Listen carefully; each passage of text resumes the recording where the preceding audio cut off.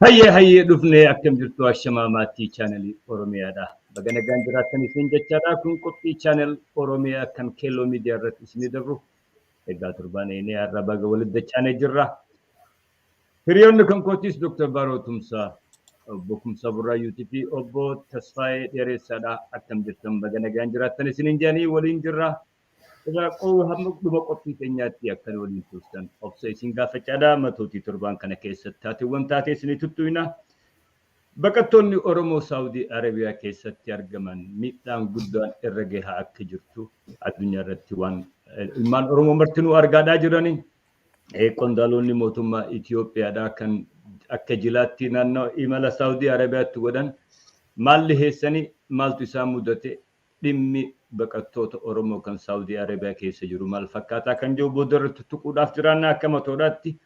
Hidhamtoonni adda bilisummaa Oromoodha kan manni heeraa himata isaan irra dhihaate argachuu beekuu hin dandeenye nama isaan himatee isin argine kanaaf jecha doosee takkaafuu faayilii isaanii cufne jedhan haga ammaa gadi lakkifamne akka dhageenyutti adaraan kenname tanaaf ol keenyee jirra akka meeshaadhaatti akka mi'aatti qaama kamtu hidhee qaama kamii gallakkisaa wanti beekamen jiru biyya Itoophiyaa jedhamtu kana keessatti. Hidhamtoota siyaasaa Oromoodha. Keessaafuu hooggantoota adda bilisummaa Oromoo kanaatu irra deemaa jira. Gara biraatiin ajjechaan Amaaraa lixa Oromiyaa keessatti uummata Oromoo irratti gaggeessaa jiruu fi ture. Dhoksuudhaaf yeroo ammaan tanaa keessatti bifa qindaawaa taheen miidiyaaleen Amaaraa jarmooleen siyaasaa Amaaraatii fi akkasumatti hayyoonni isaanii hunda qindoominaanii yakka duguggaa shanyiitu Oromoon Amaaraa irratti gaggeessaa jirti jechuudhaan himata bal'aa uummata Oromoo irratti maqaxireessiidhaan bananii jiru. Kana irratti Iskindar Naggaa kan jedhamu kan dhiyeenya kanatti mana hidhaatii bahee kaleessa qaama dhaabbata tokkummaa biyyoota addunyaadhaa damee Afrikaadhaa kan Itoophiyaa keessatti argamu irratti qaamaan argamuudhaan Oromoon Amaaraa shanyii duguggaa irra gaggeessaa jirti jechuudhaan himannaa dhiyeeffatee jira. Kana ilaalchisee uummanni Oromoodha. Jarmooleen Oromoodhaatii fi miidiyaan Oromoodhaa maal gochuu qabdis waan jettus tuttuquudhaaf jiraanna. Shimallis Abdiisaa maallaqa facaasuu eegalee jira. Torbaanuma dabre kana keessatti akka Oromiyaa keessa rakkoon hin jirretti maallaqa amma hin jedhamne gariin miliyoon 600 kan miliyoon 56. Naannoo Somaaleetiif fageesse booda Affaariifis geesse warra Amaaraatiifis naannoo Amaaraatiif miliyoon 100 ol geessee fi achi boodas Gaambeellaatti dhaqee hiruu eegalee jira. Egaa Oromiyaan yoomii asii biyya gaaza oomishtee Imaraat taateen kan nama ol gaafachiiftu maallaqni kun eessaa dhufee kan eenyuti waan jiru tuquudhaaf jiraanna. PP Amaaraa maallaqa birrii miliyoon 100 addaan hirattee nyaachuu isiidha torbaan dabre kana keessatti miidiyaa addunyaa biyya Amaaraa keessatti akka malee babal'inaan deemaa jira. Akka dhuunfaadhaatti birrii miliyoon 60 yeroonii fi waraanni wayyaaneedhaa takkaafuu Tigraay Defense Force Dabra Birhaan gahan biyyaa baqachuudhaaf marti isaanii kaan miliyoon 8 kaan miliyoon 9 kaan miliyoon 7 addaan hiratanii biyyaa baqachuudhaaf qophaa'aa akka turan oduun achirraa baate tuni qondaala PP olaanaa kan ta'ee fi miseensa koree iddu galeessa PP kan ta'e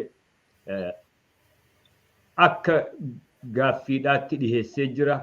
Gaaffiin inni dhiheesse kuni paartii murtii qurnoota takkaafuu ooditorii chiifi PPT ifa dhiyeesse booda deebisaa waan dhabeef jecha dhimma kana akka qoratamu boordii filannoodhaatti dhiheessee jira. Kana irratti hirkataniiti miidiyaaleen Amaaraa kan alatti baasanii Shimallis Abdiisaa garii maallaqa kana deebisuudhaaf isaaniif geessamoo kan jedhus gaaffiidha. Egaa gama maayyii irratti keelloo miidiyaan kaleessa gabaasa baase irratti waan baay'ee nama garaatu waan biyya san keessa deemaa jiru ibsee jira. Kunis World Food Program takkaafuu dhaabaa addunyaadhaa kan sagantaa nyaataa keessatti akkamitti namni qaxaramaa jira akkamitti hojii walii hiramaa jirti. Qaama olaanoo nama qaxaru keessaa nam 13 keessaa 11 Amaaraa akka ta'anii fi Oromiyaa keessatti 178 kan qaxarame Amaaraa tahee yoo jiraatu naannoo Amaaraatti 199 Amaaraa naannoo Somaalee keessatti 198 akka jirutti Somaaleedha. Oromiyaa keessatti maaltu deemaa jira? Oromoo irrattis maaltu gaggeeffamaa jira kan jedhu bal'inaan daataadhaan wajjin waraqaa miliqxee paatee wajjin dhiheessanii jiranii warri kelloodhaa galatoomaa jechaadha. Warri achirratti xalayaa kana gadi baasanis galata guddaa qabu. Akka fuula hawaasaa uummata duratti gabbaasanii wanni kun bal'inaan irratti haasa'amu godhuu qaban yaada jiru qabna. Egaa tasaa gama kiyyaan kanaan qaba gama keessanii oduu qabaatte yoo jiraatte itti daddabaladhaadha anasuma irratti handaaba. Galatoome Busayyoo meesee waa'ee uummata Oromoo qofayyuu miti akka dhiyeessanutti warri mana hidhanneetiidha Saawudii Arabiyaa keessatti gidiraa jiranu. Dr. Baaroonnis bokumsa nu jalqabii gaggabaabsaati waan achirratti qabdan nu tuttuqaa odeeffannoo dabalataa Busayyoon qaba bal'inaan kan itti nu kennu gara isaatti dabarsaa. Isin gaggabaabsaame waanuma isinitti mul'ate waan kana irratti amma quba qabdan bokumsa nu jalqabe. Gaarii galatoonni Tesfaayee baga nagaan dhufte Dr. Baaroo Sayyoo akkam jirta? Dhugaa dhagaa akkuma mata duree irratti amma Sayyoon tuqee obbolaan keenya ilmaan Oromoo irra guddeessi ilmaan Oromooti. Mootummaan Saawudiidhaa fuudhee hidhaatti naqee achi keessatti affeelaa jiraachuunsaa amma iccitiidhuma addunyaan guutummaatti beektudha Tesfaayee. Mootummaan suni dhugaadhuma dubbachuudhaaf mootummaan kun maaliif akka inni kana godhaa jiru kan beekame jira jedhee yaadu karaa gama kootiitii Sayyoon boodara kan inni fidu beeku. Garuu wanti natti fakkaatu kufaatii dippiloomaasii biyyoota lamaan gidduutti dhalateetu orra silaati aangoo hin qabne, orra silaati agartee ittisa hin qabne, orra silaati agartee mootummaan eegumsa hin goone irratti mootummaan Saawudiidhaa irratti bobba'ee jiraachuu isaadha argina. Mirga dhala namaa sadarkaa baay'ee yaaddessaa ta'etti haadhaaf ilmoo hidhaa keessatti kan garaadhaa qabdu hidhaa keessatti maanguddoota dhukkubsatoo gariin kan dhukkuba sukkaaraa qaban gariin waan adda addaa kan qaban dhukkuba kumaataman amma lakkoofsa isaayyuu ammas jennee beekuu hin dandeenyu lakkoofsa wal'aadha kan dhiyaataa jiru irra guddaan kana keessaa of course Saawudiin Oromoo duwwaa mina shaniite kun amma Eeshiyaan addana kana keessaa warri Baangladesh warri Pakistaan ani wallaa isaaniin jiraadha as dhiyoodha. Exactly akkuma nu itti yaa jiru garuu irra guddaan uummata Oromootiidha keessa jira. Maa tokkoffaa lafti nutti dhiyoodha. Proximity qabaa. Lammaffaa namoonni keenya bara dheeraadhaaf gara Saawudiitti imalaa turanii. Of course Saawudiin ganama kana nama ta'e wajjin haasa'an ture.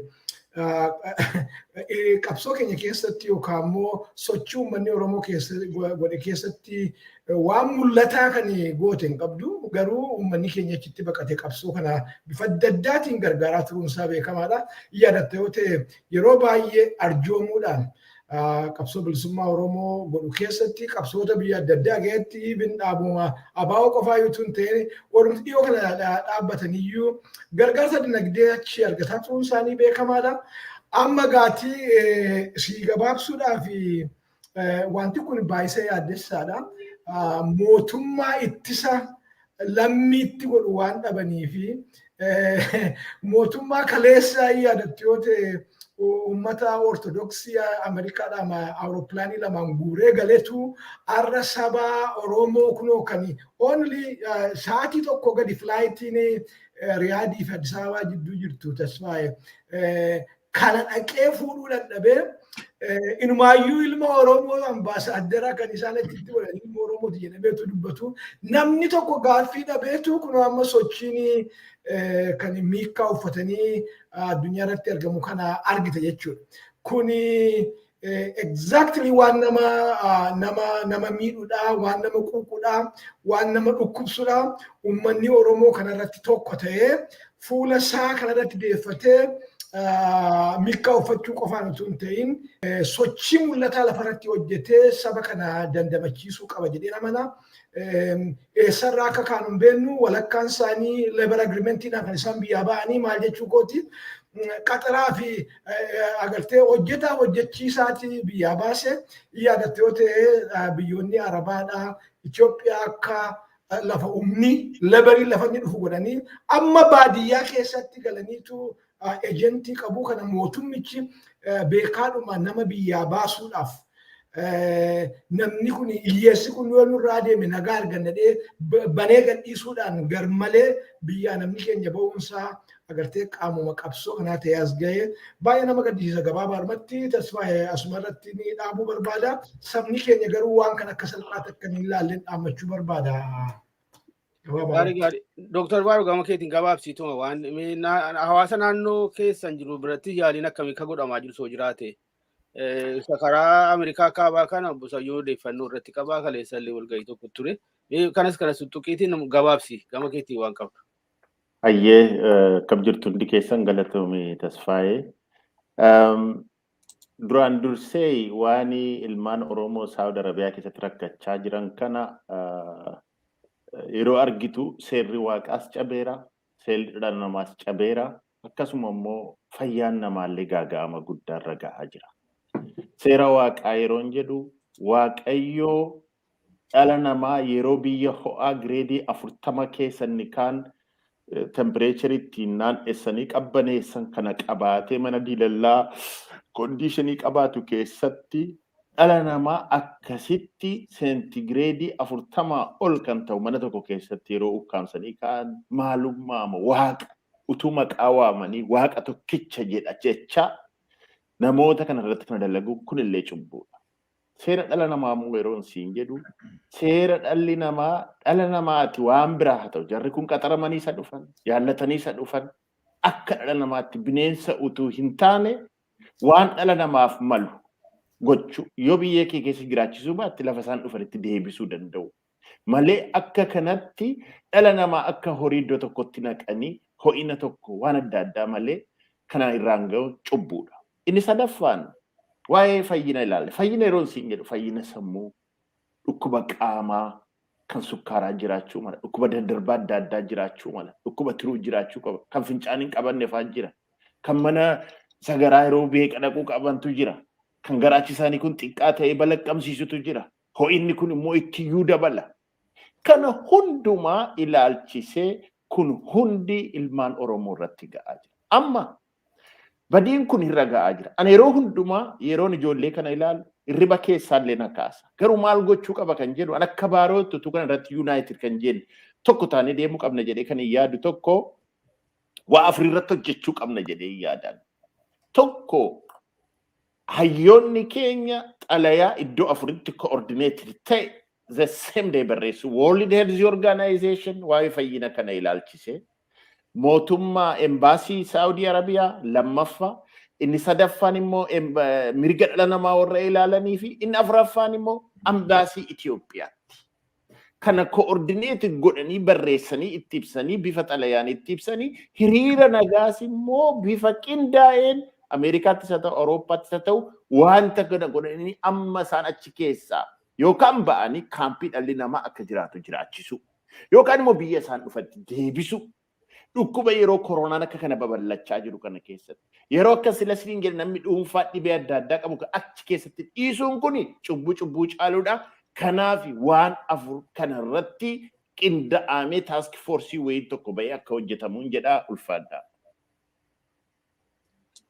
Galatoomii obbo Sayyoo irra caalaa ishee mee dippiloomaatiik aspeektii ishee irratti fakkeenyaaf dhiyeenya kana tuutni tokko Itoophiyaadhaa ka'ee ergamee ture jedhanii gaafii akkamii kaasan deebii akkamii kennamee fi hagam walii galanii maal irratti ol dhaban ishee turetti nu xiyyeeffadhuuti. Beessa tasfaa'ee galatoomii dubbee dura xiqquma ibsuudhaa fi miikaan gurraachi kun maaliif uffatame asxaa maalii mallattoo maalii kan jiru xiqquma gabaabduu tuquudhaaf yeroo ammaan tanaa keessatti Saawudii Arabiyaadhaa qilleensi jijjiiramee halkan baay'ee qorra. Gama kaaba Saawudii Arabiyaatti ji'a lama dabre kana keessatti yoo dhageessan cabbii baay'eetu bu'e. Akkuma biyya Noorweetii fi Kanaadaa fa'aatti cabbiin hedduu buutee addunyaa hundarratti oduu taatee turte. kanarraa kan kee uummanni baay'een achitti hidhamesanii waan uffatan waan hin qabneef jecha halkan daa'immanii fi hundi isaanii wanta firra kaan hoggaa dhaban miikaa gurraacha gaarbeeja keessatti guuran uffachuudhaaf dirqaman ufumarra kaayuudhaaf. Kana agarsiisaa hagam takka muddatanii Dr. Baaroon rakkoo mana hidhaa san keessa jirtu baay'inaan tuqee jira. Saudi Arabiyaa waa lamaatu jira. Saudi Arabiyaadhaa akka heera addunyaadhaatti mirga baqattummaa waan jedhan heera hin qabdu signeetarii sanisii miti. Biyya baqa waan jedhan baqattuu waan jedhan hin fudhattu. Kanaaf jecha haga har'aa dubbee isiidhaatti waan kana keessa hin jirree fuula ijarraa libsattee hojjettoota waan barbaadduuf jecha yeroo dheeraadhaaf namni biyya isii hoggaa seene akkuma nama hin arginetti ijarraa libsattee namni hojjettee jiraachaa ture.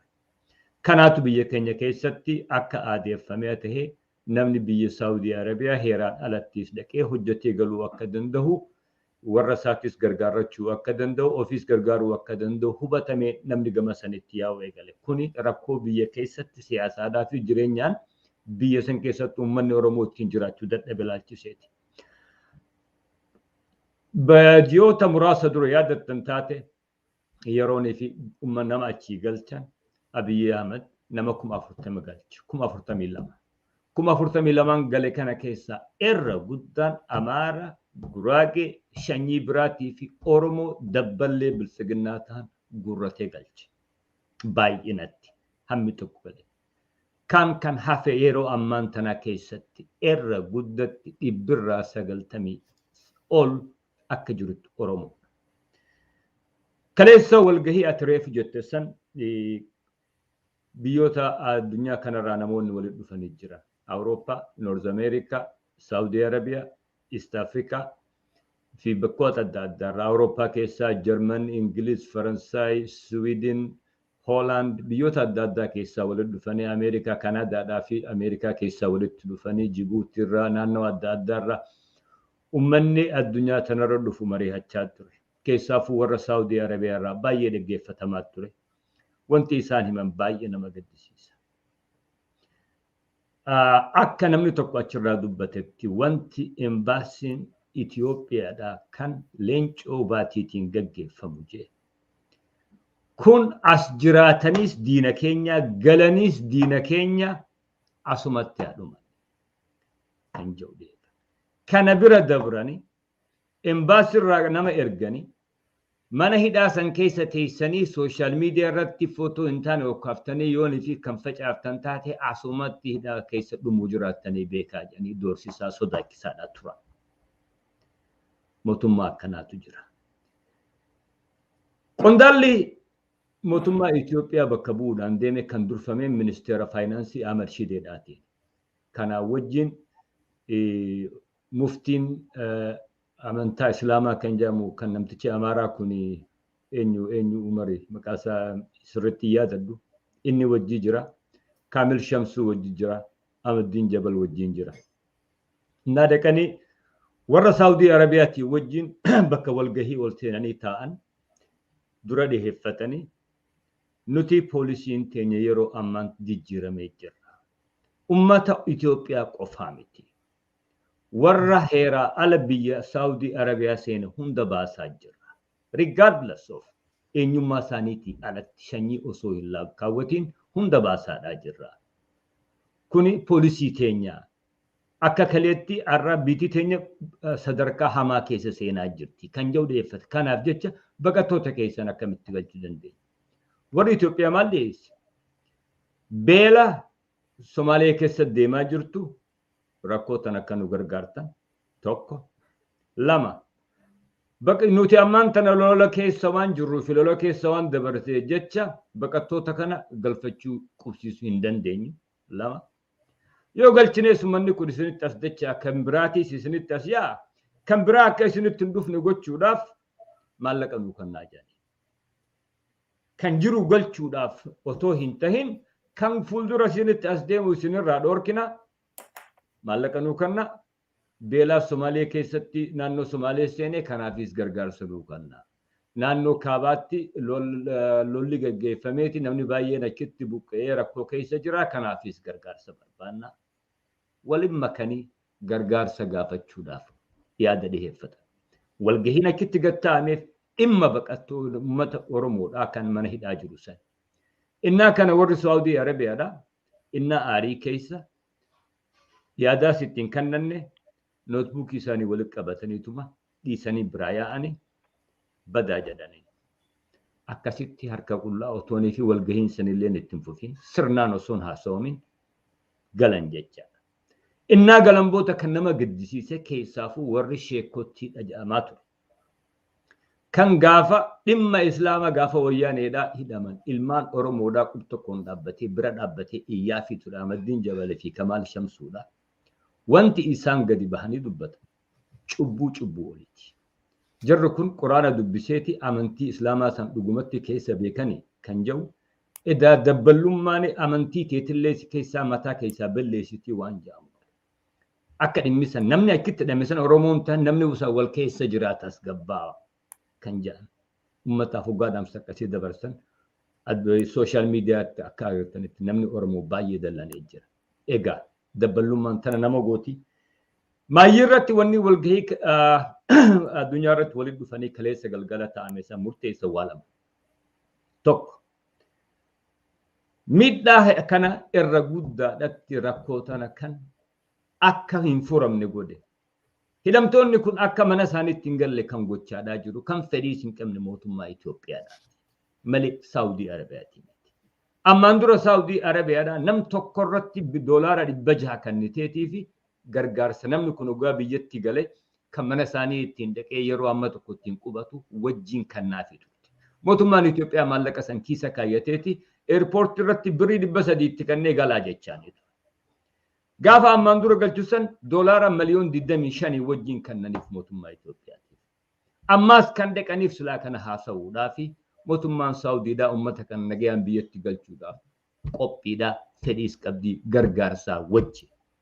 Mootummaan Itoophiyaa maallaquma qullaa fedhe malee uummata kana galchuu hin fedhu. Waan ta'eef jecha Saawudii Arabiyaadhaa kadhaa akka nuu kadhatta. Kadhaan maali? Namummaa irratti hundaa'ee ilmaan namaa dubartii fi daa'imaa fi manguddoo fi walitti bakka takka naqanii mana xiqqaa tokko keessa nam 200-300 walirra ciciibsuun san hedduu waan nama suukanneessuuf jecha akkuma Rabbiin jedhetti namummaa miidhaa namummaadhaa kan isin dhagahamtu godhaadha. Uummata kana xiqqoo naasuu qabaadhaaf xiqqoo ilaalaadhaaf addaan kaampii biraatti illee ta'u adda baasaa hidhaa jaanuu kadhadhaa kan jiru. Kan lammaffaa kan kana hunda nu gochaa jiru mootummaa Itoophiyaati ilmaan Oromoo kan addunyaarra jiru marti embaasii Itoophiyaatii fi mootummaa Itoophiyaa irratti hiriira balaaleffannaa akka gaggeessu. Kana irratti walii galame torbaan dhufurraa eegalee guyyaan himamuuf jiraata. Ilmaan Oromoo kan addunyaarra jirtan hiriiraaf qophaawaadha. Dhaaboleen Oromoodhaatii fi akkasumatti qaamni hawaasa Oromoo kan naannoo adda addaa jiru hundi isin qunnamamuuf jiraata. Xalayaan barreeffamuu qabdu tan qaamota addunyaarra jiruu fi matootii addunyaatii fi miidiyaalee addunyaatii fi beeksifamtu tan mootummaa Saawudii Arabiyaatiif barreeffamtu qophooytee dhiyaachaa jirti. Kanarratti gaa murtiin maayyiidhaa kan murteeffame. Kanumaan jaa yeroo dheeraan fudhadhe dhiifamaa. Galatoome obbo Kumsaanii uummanni Oromoo baroota dheeraa durarraa kaasee gara Saawudiitti imala jedhee sana qofa miti. Sirna koloneeffannaa Miniliktu dhufee addaan kute malee sadarkaadhuma levelii guddina sadarkaa dagaagina biyya lafaa yeroo sana irratti hundaa'ee dippiloomaasiin iyyuu established ta'ee ture Oromoodhaa fi uummata Saawudii gidduutti. Fakkeenyaaf mootota Oromoo yeroo sanaa keessaa tokko kan ta'an Abbaan Jifaar lafti kennamee fi qabeenya uummatuma walitti qabanii mana guddaa akka embaasii Oromootti ilaalamu ijaaranii wanni suni Minilik dhufee Haile Sillaaseetti dhufee Dargii dhufee staatasii sana dhabee garuu amma yeroo dhiyootti amma 1991-92-93 achuma jira ture. Yeroo baay'ee uummata Oromoo ilmaan Oromoo sababa adda addaatiin gara sanatti imalanuuf akka guest house jedhanutti tajaajilaa ture. Ani booda kana keessa ani beeku maintenance isaa kana fa rakkoo fide naan akka gurguramu murtaa'e waan tokko nagahee ture maal rakka ga'e beeku. Sun sana kan biraa Jalsayyoo Sakendi Soddoma waan kana task forcein kun World Health Organization illee dabalachuu qaba. Wanti kuni hiriirri nagaa kun lammaffaa tokko isa lammaffaa immoo dokumentoota Itiyoophiyaan hindi jenna ammaan booda ragaadhaan evolve qabsoon keenya ta'a. Dreaming adda bilisummaa Oromoo duraan lafa kaa'e documented ta'e maaliif warra ambaasaaddarota kana bira yeroo deemtu paarlaamentoroota kana bira yeroo deemtu diduusaa kana ragaa firmaa wajjin barbaadu kanallee collect godhachuu danda'u qabamaan jedha kanuma itti dabaluu barbaada. Gaarii galatoomi karaa biraatiin kana cinaadhayyuu mootummaan kun egaa inni birrii naaf doolara naaf kennitan malee uummata koo kanan fudhadhu jedhu kuni namoota akka dabballootaatiin ummaticha gidduu jiranus dhiyeessee immoo hojii afaan faajjittis bobba'ee jira amma tokkotu kaleessa yoom isaati irratti dhiyaata waan ummatichaaf quuqamee dubbatu fakkaata adeemee garuu biyyattiin keenya kun lolatti waan jirtuuf nama kana galchanii qubachiisuun ummata mootummaa kanaaf yaaddessaa waan kanatu rakkoo ta'e jedheetiyyuu waan akkasii dhiyeessuu barbaada akkanatti fakkaatutti uummanni manedhaa sana keessa jiru gallee akka itti jiraannu dhabne hin jenne inuma sumaanu baasaa biyya keenyatti adeebinuudha malee kanaas ilaa mootummichi yoo waaqa ta'u gochuu dadhabeeyyuu namoonni kun mataattu firas qabu maatii qabu biyya keessa uummatichi immoo rakkinaa wajjin jiraachuu bareera waan fedheyyuu ta'u haala amma keessa jiran irraa fooyya'aa ta'een akka jiraatan inuma beeku kan isaan dhaban kan isaan dadhaban biyya isaaniitti galuudha. Kanaanis addunyaas uummaticha sabaan faajjeessuu irratti bobba'aa jiru. Tarii duula kana keessattuu kunis irratti xiyyeeffatamuu qaba fakkaata kanas rukutuudhaaf nu haga'u qabxii sadantuu qabna gaame salamaffaata dabarru wanni guddaan torban kana bifa haaraadhaan itti fufee jiru wanti isaa kanas quba qabna. 91 lamarraa kan jalqabeedha sabara waan baddannoo arbaa gugguu maal jedhan sanarraa kaasee uummata Oromoo xureessuu bulguu fakkeessanii dhiyeessuu irra caalaatti warreen gurra jiru kunis egaa achumarraa iyyuu barmoota sana fudhate waan hundumaa duplikeet gochaatu adeemaa jiru shira dalagan kana akkasii akka malee miidiyaa irratti uummata Oromoo yakkamaa taasisanii dhiyeessuu geggeeffamaa jira. Mee isin hunduu gama keessanii faana bu'aa turtanii miidiyaalee hawaasaa kanas miidiyaalee gurguddaa irrattis yoo bokkumsa nu jalqabi maal wanti kun shira OPDO'ti jedhu kan warra finxaaleeyyii Amaaraa yookaan immoo warruma finxaaleeyyii illee booqaa burreen qabu kan jira tokkuma jarri. Lafarras immoo bobbaafataa jiru hidhattoota faannoo jedhamu kana Oromiyaa keessa ugalee garuu wanti qabatamaa ta'e hin jiru amma tokko olii calaluudhaaf amma tokko waan uummatichi irratti dammaqee faana bu'uudhaaf dura ijaajjuu qabu irratti waan wasti mul'ateetti nu jalqabeetti fufnaa.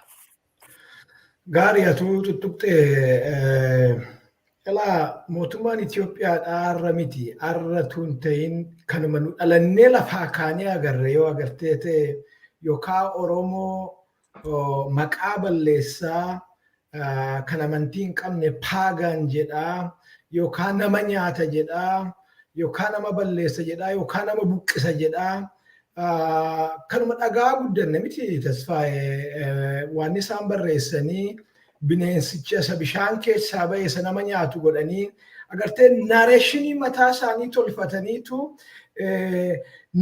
agartee bineensa kana fakkaatu balleessuun karaadhaa. Bineensi kana fakkaatu kun jiraachuu hin qabu. Hawaasummaan kana fakkaatu kun dagaaguu hin qabu, lafa qabachuu hin qabu, hundee godhachuu hin qabu jedhanii yeroo baay'ee irratti hojjetaa turanii.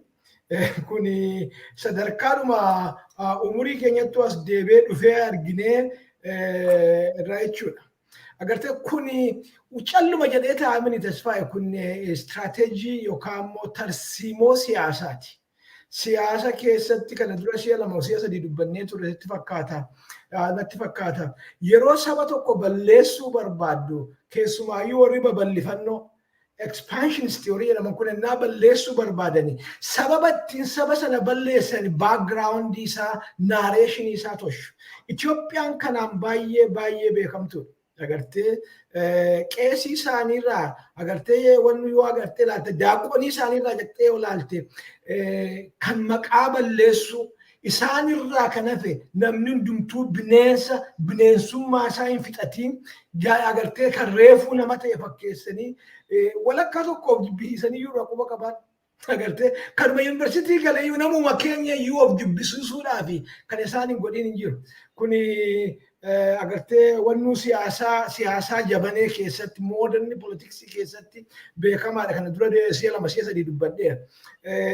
Define goota saba tokko balleessu yoo barbaade dura define goota. Waa sabni kun akkasi jettee haasofta. Ilaa sabni kun kana fakkaata bineensa akkasiiti akkasi jetteetu ofuma kee saba sanatti hiikoo laatte jechuudha. Define goota takka xiqqoo ishee turtee immoo defame goota. Kuni sabni kuni agartee hin balleessite jechuudha maqaa balleessite jechuudha. Defame goota hin jibbisiifte jechuudha. Jibbisiiftee egaa namichatti define goote suni namichatti defame goote suni jiraachuu hin qabu destroy goota jechuudha. Deebitee immoo balleessa jechuudha. Waan isaan Oromoorraan bara dheeraa godhaa turan akkas godhanii destroy godhanii lafarraa kaasaa jiran. Waan namni keenya amma arguu jiru inershaa yeroo sanaa fakkaatti yeroo sanaa deemaa jiran amma kana yoo Wallaggaan dhattee ilaalte tasfaa bineensa godhanii saba biyya isaarra taa'u saba qeessaarra taa'u bineensa godhanii buqqaasaa jiru. Bineensi buqqa'uu qabaadha. Bineensi du'uu qabaadha. Akka bineensaa uummata Oromoo bineensa fakkeessanii suuraa kaasu. Jarri bakka nu bu'an jennee nu yaasofnu kuni kanallee saba kana maaf akkas define gootu hin jenne. Amma dhangada agartee yoo ta'e maal jedhaa jiru waanuma ajaa'ibaati dhiiga namaa dhuguu jedhan. Kana caalaa defaming hin jiru. Agartee intention ichisaa destroy gochuudhaaf balleessuudhaaf buqqaasuudhaaf dhabamsiisuudhaaf akka inni wamataa ol qabatee na deemne gochuudhaaf agartee ofii isaanii hiikootti laatanii ofii isaanii maqaa balleessanii ofuma isaanii immoo deebisanii carabanii balleessanii lafarraa kaasu. Ammaan kana kan ta'aa jiru. Amma nuyi kan Saudi Arabiyaa dubbanna amma namni ni arga kan Saudi Arabiyaa. In fact, international community ni anarkiidha jedhee Marcus Bulee agalu is right. International community fayyaadhuma malee maqaadhaan malee ilkaan hin qabu baay'ee nama aarsa. Fuula international community itti namni keenya amma kan inni dhumaa jiru kan amma rakkina amma baaroon dubbatu kan dhumaa namni keenya jiru utuu namni arguuti jechuudha.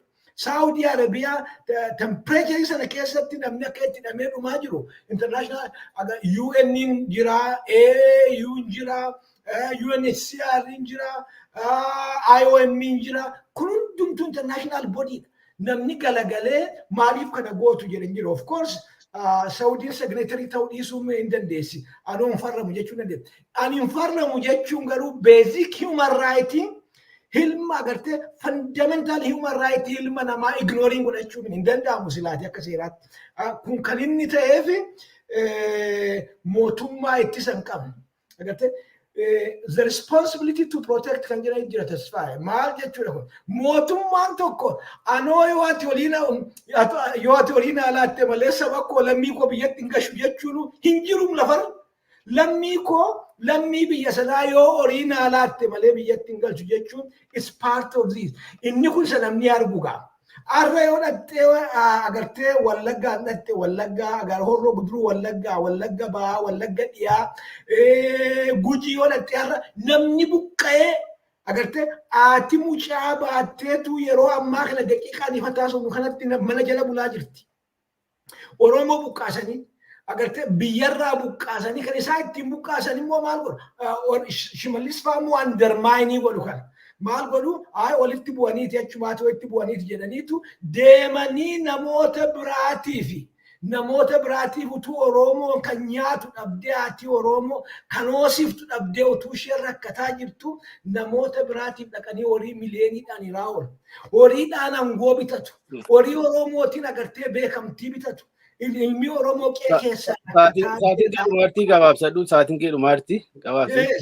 Kanaafuu maqaa balleessuu kan inni ta'uu fi buqqaasuudhaaf ittiin balleessuudhaaf kan agartee humna babal'ifannoo Amaaraa kana amma aangoo of harkaa qabu. Particularly kan amma kunoo maalinni roadmaappii maalinni kan ittiin biyyi sun bultu harkaan qaba jedhan warra akka Saaminoo eenyuusi jifa Andaargaachoo Tsiggee isaan amma mootummaan kan biyya sana bulchu isaan kana ijoollee kiyya nutti gadhiisanii qeedhaan nu buqqisanii isa biyya alaa jiru isin gashitanii jennaani malee Saawudiidhaati nama galchuun xinnaa guddatee naamin yookaan immoo Wallagga keessaa at least buqqaatii sana dhaabuu dadhabanii min on purpose buqqaasanii balleessuudhaaf sagantaa siyaasaa isaan itti jiran tasfaa kun. Galatoom Dr. Baaroo suma irratti yeroo fixu diinuu fuudha. Ayyee galatoomi Batasfaayi. Ilaa waan ati dura jette uummati maal irratti dammaquu qaba jette uummati keenya waan inni guddaa irratti dammaquu qabu impaayerri Itoophiyaa kun cubbamtuudha sobduudha fi gara jabeessa hamaadha. Kanaaf impaayerri kun yookaan akka yaada Oromootti akka yaada Oromoof Oromoon barbaadutti sabaaf sablammiin ijaaramu yookaan immoo diigamuu qabdi. Kana irratti qopheessuu qaba uummati keenya. Isa irratti murtaa'uu qaba. Inni lammaffaan yaadi Oromoo kun maal isa jennutti dhufa? Oromoon isa isaan amma dhiiga namaa dhugaa, lafee namaa nyaataa, nama ajjeesa jedhan dhugaa akka dhala namaatti namni dadhabina ni qaba. Garuu sabni Oromoo waan isaan jedhan kana hin qabu. Akka waaqaatti illee cubbuudha. Impaayera sana keessatti ganda ormi sabaaf sablammiin dhufe keessa hin jiraanne hin jiru Oromoo keessa iddoo hundumaa jiraata. Lammaffaa akka seera medikaaliitti dhiiga namaa dhuguu dhiisi itti bu'uun hamaadha. Dhiigi namaa kun dhukkuba baay'ee baatee deema yaa jarana. Yaa warra nafxanyaa sila sammuun keessan sammuu furriidha. Waa yaaduu hin dandeessanii. Dhiiga namaa dhuguun dhukkuba. Namni ofiin ofin ajjeesu.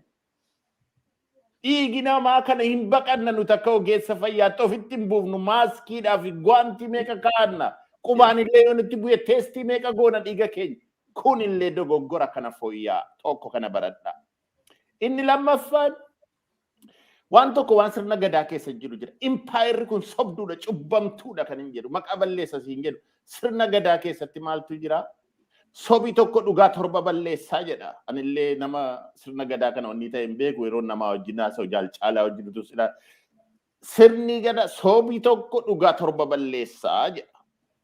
Lammaffaa immoo jedha infinite jedha itti fufiinsa qabaa jedha. Kanaaf amma waan isinii kaasuu barbaade impaayerri kun sobduu hattuu kijibduu fi gara jabeessa akka isheen taate yeroo har'aa teeknooloojiin qixxeessee sammuu namaa kana keessa elektiroodiidhaan impaayerri kun namni impaayera kanaaf hojjetuu fi warri ishee gargaaran kun sobduu moo dhugaadha yoo jenne sobduu akka isaan ta'ani teeknooloojiin kaa'ee jira. Nama barbaadan Abiy Ahmad irraa kaasaati. Andaargaachoo Tsiggee jettu impaayeruma sana nama maqaa nafxanyaa dhaatee dhufu elektiroonii raadiyooloojii jala gashaa sammuu isaanii kana keessa iddoo lama keessa sammuu keenya kana keessa iddoo beekumsaa intelligence fi iddoo emotional amygdala iddoo jedhamutu jira. Yeroo achi keessa gashinu inni intelligensiin kuni akka saayinsiin jedhu niirosaayinsiin jedhutti sobi dhugaaf xiqqoo hin qabu. Sobi ati sobdu kuni namni yeroo baay'ee yeroo sobu waa lama argataa jedha waan gadaa irratti sila himame sila siniin jedhe. Tokko sobi tokko dhugaa torba balleessaa. Kana irratti hin faayinaa saayinsiin illee kan argisiisee jira maal jedhe namni waan sobuuf sababa qaba jedhe. Inni tokko bu'aarraa argateera jedhe. Eeyyee ilmaan nafxanyaa har'a biyya keenya keessa naanna'anii Oromoo ajjeesanii qalanii lafa isaa saamanii ilmaan tuulama lamarraa fixanii fooqii irratti ijaaranii jiruuf jireenya afaan isaa balleessanii ofii sooromanii Oromoon hiyyoomee kaleessa keelloo irratti qophii ajaa'ibaa sana dhiyeessan irratti biyya isaaniitti dhibboof bishaan biyya Oromootti illee ofiitti keessa gad. Kana bu'aarraa argataniiru. Inni lammaffaan immoo maal jedha saayinsiin isaa gadaa jalatti taa'e infinite jedhu itti fufa jedhe. Jarri kun addictive ta'anii jiru jedhaan. Namni sobu jedha. Akka nama diraaksii xuuxuu addictive ta'ee jira jedha. Kanaaf eliitiin Habashaa maaliif yeroo baay'ee namumti keessaa dhugaa dubbatu dhabamaa? Akkamitti namumti tokko namni waan dhugaa haasa'u dhabamaa? Abiyyiin maaliif akkas qaawwaa afaaniif jalaan irraan cinaachaan akkas sobaa deema harcaasaa deema yoo jedhan sirna jalatti guddate jaallatee miti. Sammuu kana keessatti yeroo namni sobu Oromoo maaliif baay'inaan dhugaa dubbata? negative feedback kan jedhamu jira. Sammuun keenya inni intelligence inni beekaa sun gaafati waa sobdu si qeeqa ofitti haasofteetu dhaqee dhaamsa iddoo sobaa sana irra ta'a iddoo amigdalaa kana. Kan jara kana kan naftanyaa maal ta'e moggaa 150 alatti darbee inni beekaa inni gaariin beekumsa yeroo jennu siifis hin hojjeta, sabaafis hin hojjeta, biyyaafis hin hojjeta, egereefis hin hojjeta. Soba yeroo jennu si qofaaf hojjeta, maatii kee qofaaf hojjeta. Amma maal ta'e sida impaayera kana keessatti waggaa 150 akka kanatti sooromanii waan ta'aniif dantaa isaanii waan jalaa baasu sammuu keessatti jala hadoodee jira, duudee jira iddoon sammuu iddoo sobaa galgalaa ganama akka baatirii itti ifa. Kanaaf miidiyaadhaan gabbaanii Oromoo irratti olola oofu. Karaa miidiyaadhaan gabbaanii Oromoon afaan kee hin barattu jedhu, aadaa kee hin bartu jedhu, lafa kee ofii kee of hin bushitu jedhu. Hogganoota siyaasaa isaanii qabanii hidhu, dargaggeessa mana kee baasanii ajjeesu. Oromoo irratti kan isaan soba labsaniif iddoon sammuu keessaa cabee jira. Kanaaf akkuma sina jirii dubbii koo gabaabsuu sa'aatiin koo dhumee jira. Impaayerri kun saayinsiidhaanis sirna gadaadhaanis waan lafa kaa'e waan akkas ajaa'iba olitti dhufu hin jiru. Oromoon saba guddaadha. Saba cimaadha. Impaayerattii kana balleessuun dirqama ilmaan Oromoo mata mataatiin jedha. Kanaaf jabaadhaa Oromoon kana hin godhu, waaqan illee kan hin godhu, aadaan illee kan hin godhu, madikaalii illee immoo roongiidha. Kanaaf dubbiin kun sobaan jedha galatooma. Galatoomi Bosaayyoo mee keessaa'uu mee ija nama miidiyaa keessa tureetiin viidiyoo jarri olola kanaaf itti gargaaramaa turan ilaalcha keessa galchiitii mee waanuma immoo uummanni keenya hubachuu qabu, waanuma ifatti ba'uu qabu fi waan irra sitti dhaga'ame asirratti. Waan kee qabamaadha. Maayikiin kee qabamaadha. Dhiifama tasfaa'e. Kan viidiyoodha baay'ee wanni irratti haasa'amu hin jiru. Nama hoggu jaha du'ee ka'een agarre. Achirratti dubbiin adda galte.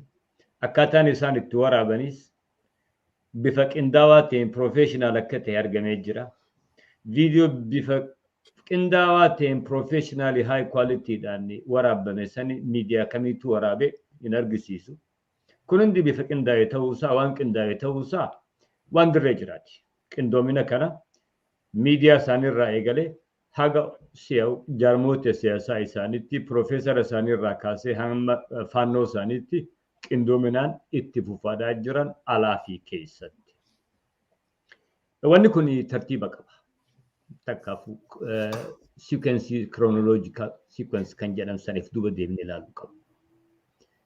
Kana ogaanuma akka tasa lafaa ka'ee ta'e miti. Bara 2009 seenaa irratti otoonii fi nam tokko gaafa uummata kan ta'in Iskindir Naggaadhaa kan jedhan New York dhufee otoo namni hin ajjeefamin Oromoon Amaara irratti duguggaa sanyii gaggeessuuf deemti jedhee eeyyannaa dhiyeeffate. Preemptive of dura dhiyeeffate waan gojjaa hojjechuudhaaf deeman faana dhokfachuudhaaf duula isaan korboosan dhiyeeffatan. Achirraa eegalee yeroonii fi Jawaar Mahammad isa ajjeesuudhaaf marsamsan yeroonii fi hiriirri qeerroon baatu warri Amaaraa karaarra bahee warra hiriira bahee san ajjechaa irratti raawwachuu eegalan. Gaafa san nama 86tu du'e. 86 kan du'e Amaara jedhaniiti ka'anii jedhan. Saalaworq Zawudeedhaa pireezidaantiin biyyattii gabbaatee sarara diimaan dabramee jira.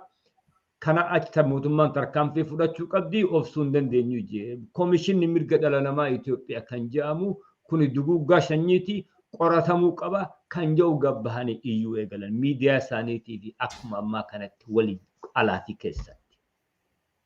Innaa kana Abiyyi Ahmad gabbahee maal jee gaafa san warra du'e sanyii lafa kaa'e. Nama 86 du'e keessa nam 59 Oromoodha. Kun Guraageen hammana. Amaarri du'e nama 17 qofa. Gaafa joo hoggaa himu dubbiin itti as baqaqinaan maal jechuu eegalan? Akkamitti reeffa sanyiidhaan adda qooddee lafa keessa.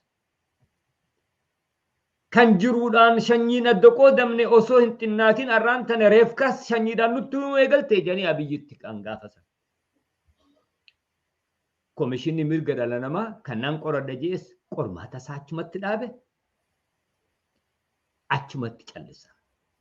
San booda abiyyiis dhibbaan dhibbatti gara isaanii garagale. Dhibbaan dhibbatti. Baruma san keessatti gummus keessatti nama Oromoodhaa 53 baasarraa buusanii hoggaa gatan. Kan warri dandamate afaan Oromoo dubbatu akkana nu godhan gabbaasanii akkana nu godhan osoo jedhanii maqaan tarrifamee maqaan Oromoo otoo jiru Amaaraatu jedhanii dhiheeffatan. Kan kana hunda nu godhe maayyii irratti kan sadarkaa kanaan nu gahe OPDO jaarmaya jedhamtuu fi gantuu achi keessatti walitti qabamte. Maal afaan kana jedhu arrabaa fi miti. Maqaa irratti maxxansuudhaaf miti. Ofii isiitii fi nama kan Amaarri ajjeese Wallagga keessatti yeroonii fi ganda akka jiru gubanii nama 40,000 buqqaasanii nama 10,000 lakkaa'u fixan shanee godhe jettee lallabuu fi eegalte. Gaafa Dammaqaa Mokonnin ifatti miidiyaa irra gadi bahee Amaara hidhachiisuu qabna jedhee akka poolisii mootummaadhaatti mirkaneessee Amaara qawweetti hiruu eegalan. Heera baasaniitu Oromoo mancaa fi sibiila qara qabullee akka harkaa hin qabaanne labsiin awaajii irra baasan. Arra mancaa qabattee magaalaa bahuu hin dandeessu, karaa deemuu hin dandeessu, eeboo qabattee deemuu hin dandeessu Oromoon. Amaarri heeraan meeshaan qaama mootummaatiin itti aanaa muummee pirezidaantii biyya Itoophiyaa jedhamuun qawween akka hiramtuuf hayyamameef. Oromoo sibiilallee irraa guuranii Oromoon maaliin ajjeefti? Kan duraa kan gaafatamuu qabu. Kan lammaffaa gaafa isaan Axaayyee keessatti nama ambulaansii keessa jiru gabbaasanii ableedhaan gorraan qalan. Hospitaala keessaa kan madoo dandamate gabbaasanii akka bineensaa cafaqanii ajjeesan. Namni Amaaraa kana godhe jee jira OPDO'n. Gaafa isaan akka jirutti torbaanuma lamaan dabre keessatti ji'a dabre keessatti Wallagga keessa nama rafarraa fixan. Gabbaasanii dahannoo kannaafii turan shanee godhe jedhanii shanuma tana maqaa balleessina jechaadha. Karra saaqanii fi karra OPDO'n saayixeef irratti Amaarri ka'ee gulufuu eegale irraan ta'a. Maayyii irratti deemaniiti abbootii gadaa karrayyuudha akka jiru fixan. Gabbaatee akkasumatti OPDO'n tun shaneetu godhe jedha. Haga ifii wal afaan garagaltee waliin saaxilenetti. Amaara tokko miidiyaa Amaaraa takka kun gocha duguuggaa sanyiiti kan jedhe jira.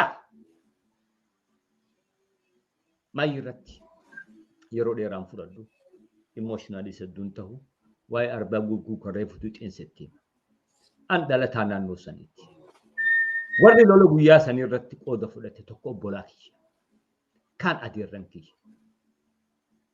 Taatee naannoo saniitiin gabaabduutti isinii tuqa.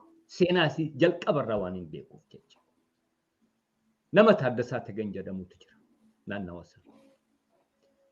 Gaafa dargiin dura aangoo Hayilasillaaseen garagalu otoo nam tokko hin tuqin nama Abdusalaam jedhaniin kan barreessaa waldaa qotee bulaa ta'e kan ganama subii ka'ee xaafii isaa haramachuu jiru dhaqee ajjeesee an shiftaa ta'ee jira. Uummata Oromoo duulatti itti gattaa'e. Buqqaasuu ajjeesuu gaafa san Oromoon qawwee takkallee harkaan qabdu. Akka jirutti ani daa'ima xinnaan ture gaara dhaabbadheetiin ilaala. Ilmaan Oromoodhaa kan darsaa fi kolkoleedhaa fi horii qabatanii baqa karaa labuu jedhanii daaroo labuu kana gama gadiitti gayyaan ija kootiitiin arge. Akkasii buqqaa. Maayyii irratti waldeenii qotee bulaadhaa iyyatee namticha kana marsamee qabamee akka hidhaa seetu godhame. Gaafa wayyaan hin galtu namni kun hidhaa bahe. Minjaar dhaqeetti humna gurbeeffatee namtichummaan kun gadi deebi'e. Araddaa 11 guutuu Oromoo akka jiru buqqaasee horii isaanii guurratee qabeenya isaanii barbadeesse namoota meeqa ajjeese. Namni inni ajjeese marsee keessa ummata taa'ee kan gadda taa'utti jiru. Kan ajjeese keessaa tokko abbaa mana caaltuu isaaniidha. Abrahaam Ushee kan jedhamu Ahmad Usheedha kan ajjeefame keessaa tokko isa. Soddaa caaltuu isaanii kana jecha. Kanarra ministeera taate. Warra ajjeefame keessa.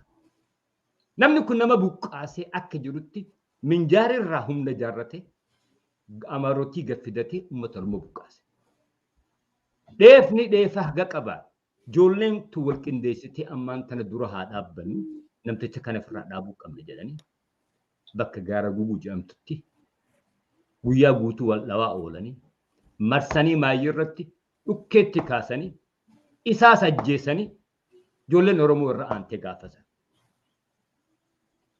Dhumaatii warra minjaarii dhufe kan hidhattoota dhufee fi Taaddasaa Sagan kan achitti dhume san akkami jirri kun dhumaadhaaf yaarbaa guguu cifcafaa jedhanii arraan tana akkamitti dhiheessaa jira. Namni gabbee kana dubbateen jiru ammaan dura bara 2009 keelloo irratti gabaabdutti dubbateen kolloo miti ONN irratti. Kanaaf jecha ilmaan Oromoodha yeroo dheeraan fudhadhee dhiifama naa godhaadha. Namni kana nu godhe kan kana gochaa jiru Amaaraa miti. Qubatti laatina Amaara. Hojii isaanii hojjechaadhaa jiran olaantummaa isaanii tan hegereetiif hojjechaadhaa jiran. Oromoo mataa gaccabsanii sodaachisanii heera keessatti abokaatoon heeraanii waan takka jetti. Wanti of ittisuu si rakkisu badii nama badii balleessee yakkame tokko of ittisuu hin danda'u jedha. Namni badiin balleessiniin yakkame immoo of ittisuu danda'a. Maaliif kan balleessisa waan balleessa waan beekuuf jecha akka itti jalaa bahu mala tolfataa sababoota tolfataa kijiba tolfata. Kan badiin balleessin qabdee yakkamaa yoo jetteen shook tahee jira of ittisuullee hin danda'u jedha. Warri looyeroota abokaatoon defense lawyers kana ibsuu danda'an akka gaarii. Kanaaf jecha kan itti firraa kana hunda nu godhe OPDOdha. Dhiifama yeroo dheeraan fudhadhee tamaan daqiiqaa kiyya warra biraatiif kan Tole galatoomii Dr. Baaroon soobni yookaan kijibni aadaa namatti taate addikshinii taati jedhee addikshinii jechaan gaafaanii uummata keenya warra akka galuutti waan namatti baru waan aadaa namatti ta'u waan suusii namatti ta'u jechaadha. Waan nama dhibu 1992 nam tokko jira maqaa isaa dha'uun barbaadu har'a eessa akkan jiru waan hin beeknee fi bakka tokko waliin dalagna turre televezyiinii Itoophiyaa keessa waanuma yeroo sanallee ta'aa jiru ilaaleetii sumkuruu amma kan arbaa guguu kana ture kan baddannoo ture kan biraas koornarii Oromiyaa hunda keessatti kan ta'aa jiru ture jarattiin kun yoo sobdu ilaallattee illee hin sobdu jedhee anaanuma annaan jedha jarri kun laallattee illee hin sobdu yemmuu sobdu akka jirutti itti fufe aadaan kun amma arraatti. Ilaallatanii sobuu jechuun egaa sobuma fakkaatullee hin sobanoo yemmuu sobanu kanuma fakkaatullee viidiyoo kana kan ragaanuu ta'u argina. Dr. Baaroon jedhee dhiiga nama qeensanii dhiiga keenya dhiiga saba jaraa jechuudha ofimatu qeensanii dhuguu jettee dubbattee jennaaniyyuu eessatti jennaan gaafatan itti fakkaataa gaa'in beeku jedhanii hin dhagaye jette jaartiin tokko kana inni kaanis anis du'een ka'e mucaan koos du'ee ka'e kunoo laasirrayyuu qottoodhaa fi billaadhaan gutanii dhumadaan agarsiifatu sun akkuma jirta ta'u viidiyoo kana boosayyoo tuttuquu yaalteettaa miidiyaan kan kooti jedhee dhiyeesse tokkollee kan ownership irratti qabu kan loogoo isa ta'u waan tokko ragaa ownership kan irratti arginu tokko hin jiru haa ta'u malee viidiyoo akka malee kwaalitii ol ka'aadhaan waraabame yoo laallee gaata jedhee piroojeektii tokko raawwachuudhaaf kan hojjetame ta'uu isaa nutti agarsiisa. Otoo kun jiruuti dhaabni Itoophiyaa Pirees Dirjit jedhamu dhaabni guddichi miidiyaa kamii olu guddaa just tekstii qofa barreesse dura utuu viidiyoo kun gadi hin bahin guyyaa 2-3 dura tekstii qofa barreesse namoota 87 bakka tokko dhumanii darbataman argine. Jara keenya dhaabni akka kanaa ogeeyyii kaameeraa bobbaasee bakka gatame sanan jedhan sanallee uummatanii giraafiikoota illee akkuma namatti waan hin jenne waraabee dhiyeessuu dadhabeetu konkolaataadhaan miti heelikooptara bobbaasuu danda'a dhaabbanni kun Itoophiyaa Pirees Diriijiti. Dhiyeessanii sana booda immoo viidiyoo ogummaa guddaadhaan waraabame kanatti waan godhanii dhiyeessuutti gadi ta'anii isa Dooktar Baaroon ogummaadhaan hundaa'e jedhe qofa miti. Akkuma namaatti jara keenya wal beenna. Oromticha beektu, Oromtittii beektu. Oromoo dhiiga namaa qeensee dhugu har'a kana. Jira jedhamee dubbatamaa. Kanaafuu yoo sobdullee laallattee sobduu jarri kun inni dhula. Akkasii nama dhibaa. Kanaaf kun maaliif taaleera kan jedhu Oromoon wal gaggaafata. Maaliif piroojeektiin akkasii maaliif godhama kan jedhu tokkoyyuu xiqqoo ishee waan namaaf hin liqinfamne. OPDOtu kana godha jedhama gaa garuu wal ta'insaanis warra hidhatee si dirqama garaagaraa fudhatee Oromiyaa keessa bobba'es warra akka kumsaan jedhe eenyummaa uummata kanaa balleessu daangaa isaa balleessu kana kanaan wal qabsiisanii garuu maaliif kun godhamare jennaan uummanni Amaaraa mootummaa naannoo Oromiyaa keessatti representeeshinii akka hin arganne waan barbaaduuf Amaarri akka Oromiyaa keessaa dhumu. Xiqqoo ishee liqimsuudhaaf nama rakkisa kun. Maaliif inni isuma mana maree Oromiyaa isa jalqaba dhaabate 1991-92 sanarraa kaasee yeroo hundaa'u Amaaronni Oromiyaa keessa jiran isa harka Oromoo caaluun isa kun seera OPDO ta'e afaan dubbannaan Oromummaa nuuf dhimma miti kan jedhu hundaa'e takka yeroo jarri koree hojii raawwachiiftuu Oromiyaa isa jalqabaa keessa personally kanan beeku kananaan binatti bilbilee natti dhaadataa ture Koloneel Daani'el Dassee abbaa faadhaan Amaara amma har'aattu asadhuun maanni Dammallaash maaloo kun maalinni Asteer Maammoo maali kan biraas meeqame yeroo hundaa'uu qabu turanii kanaaf kunis liqinfamuu waanuma qindoominaan keessaa'uu amlee uummata kanaa cabsanii boquusaa cabsanii lafa laalchisanii olaantummaa isaanii irratti dagaagfachuuf kan ta'e taata. Asirratti namni hedduu gama isaatiin ilaalcha adda addaa qabaachuu hin danda'a. Ammayyuu mareedhaaf dhiifnu amma tokko uummata keenyatti dammaqsuudhaaf alerta irratti gochuudhaaf maaltu ta'aa jira jedhu irratti gara xumuraatti adeemnu tarii kumsaaf Dooktar Baaroo qofaa kunis waanuma bal'inaan waan ta'edha. Burjaajii daangaa hin qabneetiyyuu adeemaa jira dhaaba biyya bulchaa jiru kana keessatti maali laata ammas egaa uummanni keenya achi keessa jiraadha kan nu yaaddeessu jaruma kana bulchaa haalli ta'aa turee fi nama ta'aa jiru kunis immoo uummata keenya guyyaa guyyaatti ammayyuu affeekti godhaa jira maal haalli jarri kun itti jirtu kun biyyattii kana garamitti geessuu danda'a laata. Inni tokko saamee jedhee gabaasa dhiyeessa akka sayyootu qeelaata. Inni tokko isuma hatameedha sana miliyoona 100 hatame miliyoona 100 kenneedhu maal inni kun dhiibbaa isaa irratti nu xiyyeeffadhu bokumsati nu jalqabe. Baay'ee gaariidha. Maal egaa wanni irraa kaanuu nama dhibaan waa tokkotti nama na tasfaa'e biyya Itoophiyaa keessa kan dhiiga namaa dhugu jira dhee yaadu Amaarillee dhiiga namaa dhugu jedhee namana. Tigreen illee dhiiga namaa dhugu jedhee namana. Biyya Itoophiyaa keessa namni tokko dhiiga namaa dhuga jedhee nama. Itoophiyaan waa tokko sitti muume on general observation. Itoophiyaan kufaatii warra waa beekuu kufte. Illiitiiti kuffise Itoophiyaa. Amma jarriin amma dubbannu kuni Amaaraaf waan hojjetan sitti fakkaata. Mini na teessee ilaaltu. Yoo dhugaasaa kan dubbannu ta'e warri amma agartee lola mililik lollaa finoota kaartaa nuti baasee Itoophiyaan afaan Amaaryaa malee dubbachuu qabdi yoo jedhanii Amaarri bakka inni jiruyyuu quban qaban. Rakkataan Amaaraa ganda inni jiruyyuu quban qaban. Anama fakkeenyaaf bishaan yoo ceete gama keessa Amaara kan jiru Matakkalii warra kooteessummaan kooti kan jiru. Jarri isaan maqaa ittiin dhaadatan kuni amma kanallee akka isaan itti jiraatan agartee biyya Itoophiyaa ama keessaallee ka gadiiti. Jiruudhaan gadii jiraatu jechuudha. So maal jechuu barbaadeen Itoophiyaan rakkinni Itoophiyaa hudhee qabe illiitiitu fuudhee saba walitti naqee isaan walitti naquu kanaan immoo aangoo bitachuu barbaada. Aangoo siyaasaa bitattee jiraachuu barbaada. Amma wanti biyya Itoophiyaa keessatti deemaa jiru amma biyyi Oromoo keessatti kan deemaa jiru kan amma sponsordiidha. Maal godhan?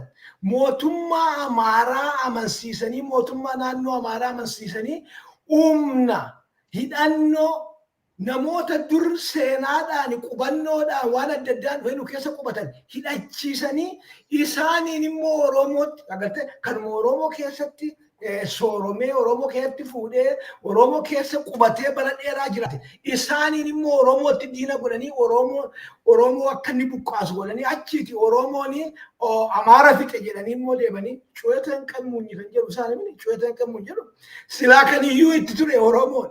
Ofii isaanii deemanii elaa kun Oromoon nama fixe genocide deemsisee Human Rights Commission kan isaaniiti miidiyaan gurguddaan warri gabaasuu danda'an kan isaaniiti dhageettii warri qaban isaanii amma Oromoon nama fixee jedhu. OPDOdhaan immoo maal godhu? OPDOdhaan si gargaarree shanee rukkunnaatii ati afaan tokko hin dubbatiini. Agartee shaneen baasuu wordii ta'e nama kana san diirama siin jedhe. Orra D7 sanatti raman agartee define goote destroy kanatti gootu inni guddaan shaneedha. Kanatti shanee balleessuun nama shaneetti waamame ajjeesuun haqa akka haqaatti Itoophiyaan akka haqaatti fudhattee jechuudha. Shanee jechuun Oromoodha. Shanee jechuun warra qabsoo Oromoof dhaabatanii shanee jechuun agartee maqaa gadaa keessaa tokko sirna maqaa gadaati malee shaneen Oromoodha dhimma Oromooti. Nama Oromoodhaaf dubbatu mootummaan Amaaraa amma jiru nama Oromoodhaaf dubbatu nama mirga Oromoodhaaf dubbatu loowuu godhachuun ajjeesuu hin dandeessaa hidhuu hin dandeessaa maqsuu hin dandeessaa kan jedhu isa kana immoo ofiisaa godhe ittiin fakkaatii nama dubbatteetta isa kana kan inni ittiin godhu OPDOdhaan OPDO kana hundumaa godhee dadhabee amma immoo maal godhaa dheengadda agarteeta kaleessa moo dheengadda Shimallisi miliyeenii meeqa baatee Baardaariin dhaqeetu agartee dabalee horii isaanii laata jechuudha. Hidhadhaatii kottaa jechaadha kun. Hidhadhaatii agartee Oromoon buqqa'eera jenneetu jirru. Keessattuu Oromoon daangaa warra Amaaraa qubate rakkoo qabannee nuti miliyeeniidhaan dhaqatee laateetu hidhadhaatii kottaa. Adaanechi galgaluu agartee nama biizinesii Amaara ta'ee fi waan Amaaratti hidhaadhaaf kaalcharii Amaaraatti kiiloomeetirii kaarameetirii 1000 lafa buleera. Lafa Oromoodhaan aangoo bitataa jiru. Horii Oromoodhaaf ramadameen aangoo bitataa jiru. Agartee isaaniin nu ajjeesisu jechaadha. Isaaniin ilmaan Oromoo ajjeesaa jiru. Kanaaf kufaatiin Oromoodhaa kufaatiin biyya Itoophiyaadhaa the state of Ethiopia walumaa gala ishee kan isheen kuftee kufaatii liitiidha kan isin jedhuuf kanaaf. Inni maqaa Amaaraan kakata malee dhimma Amaaraayyuu hin qabu. Dhimma Amaaraayyuu hin qabu. Amaarri jira tasfaa Amaarri kun jiru jedhanii dubbataniiru. Amaarri jiru kan jiru Qimaantidha, kan jiru Awwiidha, kan jiru agartee Oromoo naannoo sana qubatanii Aga'oo. Amaarri jiru kan agartee illiitii isaatu kan hin jirre jiraachisee ittiin aangoorra turu. Ittiin nama cabsuu, ittiin aangoo finfinnee ittiin qabatee look nationalismiin kana afaan tokko dubbannaa afaan tokko dubbatti yoo ta'e si balleessinaa define si gooneetu defame si gooneetu destroy si goona jedheetu Oromootti fakkaraa jira jechuudha. Oromoo qofaatti ittiin fakkaatiin kun Oromoo waan inni resistii godhee meelaan ijoollee Tigireetti kan ta'e Tigireen TPLF badii mataa ishee dalagdeet garuu TPLF irratti waan inni ta'e maali nu jalan bultan taanaan federeeshinii haasoftu taanaan isin balleessinaa. Look, kun hundumtuu maal nutti agarsiisa jechuudha. Akki state of Ethiopia itti dhaabbatte empire diirama Baaroon haasa'u sun. Cubburratti dhaabbachuun ishee waan wal gaachisu miti. Biyyoonni baay'een cubburratti dhaabbataniiru baay'isoo agartee yeroo tokko tokko mataa koo abboomamuun natti jira. Biyyoota hedduutu cubburratti dhaabbate. Keeniyaan cubburratti dhaabbatte, Sudaan kunillee gadi caalchisu cubbura. Kanneen kaan maal godhan? Cubbuu kana adrees gochuudhaaf tattaafatan. Cubbuu kana furuudhaaf attamitti furraa, attamitti deebinee wajjin jiraachuu dandeenya. Itoophiyaan garuu continuously agartee cabsitee saba cabsitee qofaa ishee aadaan Amaaraa sanuu aadaan hin jirre nama hundumaatti wal baatee jiraachuu barbaade jechuudha. Kun amma kan illiitii isaanii nama hin dinqu kan nama dinqu kan keenya kan beekaa kan Oromoo keessaa baane horii jedhan horatamatti dubbattu sana kana jettu kan Oromoo keessaa baay'ee ammallee jala buluu qabna jedhee kan agartee saba isaa obboleessa isaa cabsuun inni baay'isee si dhibaa. Kun background masaati. Mootummaan PP dhaa amma kana kaleessa barreesseen ture. Ganama innaa ribaa ka'u masaraa keessatti of arguusaaf of qunxuuxaa jira amma kana. Edaa masaraa keessa hin jiraanii yaaddaa jira jechuudha. Galgala boor masaraa keessa ooluu isaan beeku. Baay'ee wayi tokko immoo aadaa tokko qabu quba qabaadhu. Illiitiin amaaraa kun yeroo baay'ee wal ajjeesanii aangootti darbu. Amma kana kan yeroo kamiyyuu caalaa kun akka inni jalaa riiqamuun barbaada. Amma kana kan yeroo kamiyyuu caalaa mootummaa agartee ol ajjeesanii ol balleessanii agartee aangootti darbuudhaaf namnu agartee ilkaan baasee ol eeggataa jira jechuudha. Mootummaan amaaraa keessumaa mootummaan naannoo amaaraa sa'aatii keenya irraanfatanii sa'aatii kee konsiidar gochaa. Mootummaan naannoo amaaraa keessaayyuu kan inni agarsiisaa jiru amma kana waan inni jedhaa jiru Abiyyi karaarra hin jiru karaarraa maqeeraa sobamneerraa atamneerraa nu sobanii deebisanii waan Abiyyi faallee oromummaadhaaf dubbatan fakkeessanii ittiin isa isaanii shanee difaayinii godha isaan immoo Abiyyiin faa difaayinii gochuu jalqabanii kun maal agarsiisa jechuudha. Destroyed dhiyaatee jira jechuudha.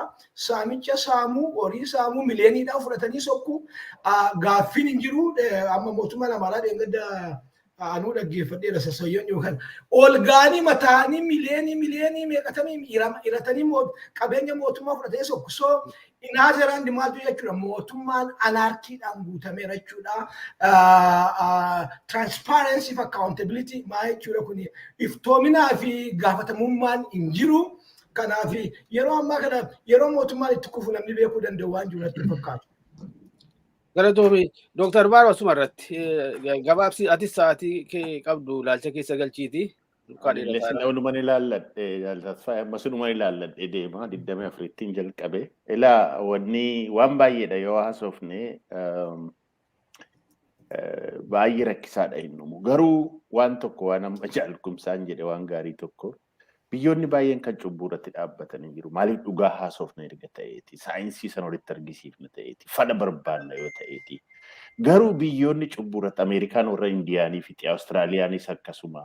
Awurooppaaleen kun illee lola isaanii waggaa 200 guutuu deemaa ture. Badiirraa waan isaan ga'uuf ta'anii ilaalanii sammuu namaa kana keessa iddoo sobaaf iddoo dhugaa jira sansiniin jedhe kana isa sobaa kana gadi buusanii akka inni hadoodu godhanii isa guddinaa isa beekumsaa kana activate yookaan guddisaniitu rakkoo isaanii kana keessa akkaataa itti dhala namaaf ta'u san sila siniin jedhe beekaa akka beekumsaatti mataa keef sabaaf biyyaaf egereef hojjetta. Garuu yoo sobduu taate kijibduu taate akka warra kanaa waggaa 150 sammuun kinni beekumsaa sun hadoodee kan sobaa sun guddate ofii keefis Amaaraaf hin taane jarri kun Gondar Gojjam keessa bara qabsoo naanna'eera. Amaarri kan qullaa deemu baay'ee jira. Amaaraaf hin taane.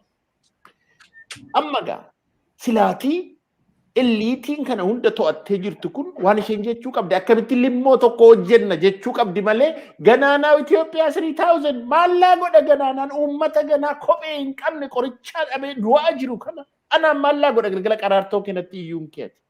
Kanaaf amma dubbii guddaan har'a nu fixaa nu ajjeesaa nu saamaa seenaa keenya balleessaa maqaa nu xureessaa karaa biraa immoo olola karaa miidiyaa isaanii sana nutti uumanii gurra nutti cuqqaalanii akka nuti isa dhossaa kiichinii sana keessa jiru isa dhossaa gola keessa jiru saachitti waxan sana sasammuu hadoodaa sobaa sana waxan sana waggaa 150 satti fuufan kana gorduubatti waan hin taane kaasanii isa sobaa isa waxaa jiran sanatti nu jalaa dhossuu barbaadu. Maal jedhu? Inni tokko dokumentii hattootaan gadi baasee nuun jedha. Inni tokko Oromoon baalataraadhaa nuun jedha. Inni tokko lola jira shaneedhaan leemaa jira jedha. Inni tokko araarsituu fakkaateetu gadi ba'a. Inni tokko national negotiation jedhee gadi ba'a. Kun hundi kijiba baran irraa hin deemne jirri kun. Akkuma sila sinii jedhe sammuun beekumsaa hadoodeeraa. Saamanii hatanii sooromanii itti baraniiru. Wanti keessa isaan mooraal safuu salfiin keessa jiru kana gadhiisuun barbaadan. Waan tokko dokumentii ajaa'ibaa Waan nama waan ta'uufuma waan biraan nutti kaasanii ayidaa keenya baasuu barbaadu si'e. Dokumentii yeroo gabaabaatti maal hojjetan nu qabna akka Amaaraatti yeroo dheeraatti maal hojjetachuu qabna jedhanii Oromoo irratti kan baasan na harka jira. Qabannee jirra kan gabbaasnu fakkeenyaa waan xixiqqoo keessaa xuquuf yeroo gabaabaa keessatti tokko waan isaan jedhanii jiran addi bilisummaa Oromoof yaadi addi bilisummaa Oromoo ummata Oromoo keessa akka inni dhiqamee bahu dhaaba kana bifa danda'amuun hogganoota isaas hidhanii dhaaba isaas balleessanii hunda ayidiyaa kana balleessanii Itoophiyaumsii kan jedhu piroojeektii araarsoon fa'aa qajeelaan fa'aa warri hogganooti dhaaba duraanii itti galan tokko kun. Inni lammaffaanoo beekaa Oromoo kan waa'ee Oromoo dubbatu akka 1933 Tadiilaa Haayiluu fa'aa baasanii Haayile Sillaaseen yookaan amaaressanii Itoophiyaassa jechuun amaaressuu jechaadha. Isa sana malee Oromummaa isaa irratti akka inni nafne gochuu yoo dadhabe ajjeesu. Sadaffaa gamtoota baay'ee gamtoota hin jenne warra Itoophiyaa jaallatu amma inni Shimallis fa'aa deemanii horii kenne jettan inni isaan kana gochaa jiru waan saba Wallagga Bahaa keessatti ta'aa jiru dhumaatii dirmannaa dhabe saba 300,000 ol buqqa'ee jiru uummata har'a nyaatee buluu dadhabee lolaaf manni isaa irratti gubatee loon isaa saamamee jiru dhumaatii gadeetu Bahaa Wallaggaa irratti deemsifamaa jira. Dhumaatii gadee kana akka isaan galagalanii hin dubbanneef horsiisuu sagantaa gamtoota horsiisuu. Kanaaf immoo naannoo ammas dokumentii biraa kan nu harka jiru naannoo Finfinnee keessatti, Adaamaa keessatti, Dabra Zayit keessatti hoteelli meeqa, sooressi meeqa akka buusu maal akka itti kennamee jiru warra OPDO keessa jiru immoo dubartii babbareedduu ka'anii piroojeektii kana hunda qopheeffatanii lafaa qabu. Waa'ee sabaa tokko irraan eegnaa jira kanarraati. Inni lammaffaa Amaarota bakka jiran Amaarummaa isaan akka inni dhaabbatu horiin buufamee baajeti ba'ee bifa shufeeraan isa ta'u, bifa hakiimaan isa ta'u, bifa saba gargaaruun haa ta'u Oromiyaa keessa deemee sirna Amaaraa kaayyoo Amaaraa Itoophiyummaa isa jedhu kana jalatti haguuganii Oromoo dadhabsiisu dhumarratti jedha. At the end kun gaaffii gaggabaabaa warra dhumarratti jedha long term keessatti liistii baay'ee jira waan isaan baafatanii jiran. Oromoo jedha. Oromoo saree gochuu fi dinagdeedhaan bushaa'ee hunkutaa'ee akka inni kadhataa ta'e deemu gochuudha jechaadha. Amma dubbii ati mata duree kaastettan si'eema. Fixuuf daqiiqaa ishee kanarratti fixaa daqiiqaa maal jedhaa ishee kana achi galatti fixuudhaa fi warra achi keessa jiran kana warra PP keessa jiran kana gorduuba informationii gorduuba jeeqaa nuti immoo hojii sagantaa keenya sadhokataa sagolaa kana itti adeemnu jedha. Kanaaf gurra kechuu dhiifnee nuti ol ijaarree ummati Oromoo qabsoo keessatti addi bilisummaa Oromoof waboon gaggeessaa jiruuf kaafaa'uun gaggeessaa jiran biyya keessatti daran finiinsu dura jiran jedha kanuma galatooma. Galatoomii Bosaayyoo nu cuunfi daqiiqaa lamaa sadan tokko nu xumuriin kaa'ee. Galatoomi tasfaa Dr. Baaro information takkaaf oduu bareedduu nu kennite. Namni Oromoo qalbifatee kana gurra keessa akka kaayyatu abdiin qaba. Egaa maayyii irratti cuunfuudhaaf hidhamtoonnis Saawudii Arabiyaa keessa jiran kan akka baay'ee miidhaman hawaasni Oromoo kan addunyaa irratti argamtan hiriira bahuudhaaf qophaa'aa guyyaa waamichi godhame guyyaa san hojiin qaba jettanii akka hin teenye hiriira akka baatan kana qullaa miti boruuf iftaanitti duulli Tiwiitaraa gaggeeffamuudhaaf jiraata. Namni Oromoo marti Tiwiitaraa akkaawuntii banadhaa. Waa'ee dhimma Oromoo dhimma qabsoo Oromootti fi hidhamtoota Oromoo kan bahu mara riitwiit godha. Riitwiit jechaan isin agarsiifti saayin akkana jalaan qasxii qabu isa tuuxanii riitwiit sinjaa isuma riitwiit arda kan jawta riitwiit tuuxaa deemee jira duulli Tiwiitaraa akkanatti gaggeeffama. Egaa gama dhumaatti deebi'uudhaaf hidhamtoonni Oromoodha. Har'allee akka qoodaa takkaafuu mi'aa takkaafuu meeshaadhatti hooggantoonni qabsoo Oromoodha. Kanneen aarsaa hammana hin jedhamne qabsoo tanaaf kaffalan. Akka meeshaatti hidhamanii Oromoon calliftee taa'uun fafa. Yoo qabsaa'aa keenya kan lubbuu isaatii fi jireenya isaa wareegee har'aan tana kaan hin dubbanne hin iyyineef qabsaa'ota boruufillee hamilee cabsina. Kanaaf jecha hidhamtoota siyaasaadhaa hooggantoota qabsoodhaa kana callifnee ilaaluun callisuun yakka fafaasii qaaniidhaas. Yoo Oromummaa teenya barbaanna taate qabsaa'ota keenya bira dhaabbachuu qabna. Qabsoon Oromoon akka milkootu yoo kan feene taate qabsaa'ota keenya deeggaruu qabna. Gama maayyii irratti uummanni Oromoo kan ala jirtanii fi keessa jirtan wama tokko if gaafadha. Qabiyyeen siisakkaa keessatti cuunfaa baay'ee qabdi. Tokko. Shimallis Abdiisaadha maallaqa akkanatti olii gad deemee jiru kana eessaa fide? Kan eenyuti? Yoo mi'aas Oromiyaanii sooromtee abbaa qabeenyaa taate olii gad deemtee facaasuu eegalte. Maaliif? Yeroo takkaa miti. Gara tokkoon Shimallisii dhaqee hira. Gara tokkoon Adaanachii dhaqee hirti. Kan lafa jalaan hiramu namni beekuu hin jiru. Kan himamees lakkoofsi miidiyaa irratti himamu malee dhugaan isaa hamma ta'e namni beekuu hin jiru. Kan miidiyaa irratti gadi bahanii labsan lafa jalaan Amaara firraa kadhachuudhaaf wanti isaan hiraa jiran hin beekamu. Guyyaa tokko dhugaan numa bahuudhaaf jiraatti. Itti aansuudhaan torbaan kana keessatti ture wiifa eegale. Duulli kun eessarraa eegale? Kanuma torbaan kanaa qofa yoo laalle nama 168 ajjeefame jira. Labsii kana dura kan baase OPDOdha. Magaalaan san harka waraana bilisummaa Oromoo turte. Waraana bilisummaa Oromoo magaalaa san dhuunfachuudhaaf lola guddaa gaggeessee humnaan injifatee magaalaa san naannoo san qabate. Amma deebinee hoggaanee fi qabannee jiran osoo mirkanaa'e. Yeroonii fi nama 168 du'ee jiran kana gabaasa san keessatti namoonni kun yoom ajjeefamu? Lola deebisanii qabachuudhaaf gaggeeffame irratti ajjeefamamoo namoota nagayaatii miti. Ibsi kan nama jira. Namoonni kun yoom kan du'an? Namoota hidhatan immoo namoota nagayaati. Ibsi kan nama hin jiru. Gaafa dura waraanni bilisummaa Oromootii wajji lolli gaggeeffamuu godhamu. Dhumamu lola amma godhamaa jiru irratti namni kun wanti ibsame hin jiru. Otoonii fi kun hundi hin jirretti otoonii fi lolli gaggeeffamaa jiru keessatti Oromootu meeqaatu ajjeefame Amaaraan meeqaatutti jira otoonii fi hin himamin hin beekamin. Otoonii fi investigeeta qormaanni tokko hin gaggeeffamin. Otoonii fi namoota du'an keessaa daa'imaa jiramoo, dubartii jiramoo, dargaggeessamoo, manguddoodhamoo tokko otoo qormaataan hin gaggeeffamin.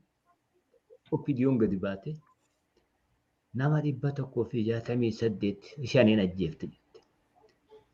Miidiyaan Amaaraa kana waan feetuuf jecha hayyoonni isaanii, gaazexeessitoonni isaanii, doktoroonni isaanii, gaggeessitoonni siyaasaa isaanii tokkoon isaanii kana maaliif dhaga'uun fedhan? Dhugaa akkuma Dr. Baaroon jedhe kumsaanis jedhe dhugaan barbaadan soba oofuu fedhanii otoonii fi kun tokkoon qormaatamin OPDO'n akka gattatti bakka san dheexee dhuunfatte moo hin dhuunfanne illee otoon hin mirkanaawin gadi bahanii Amaaraa ajjeefame jedhanii jechuu qaba.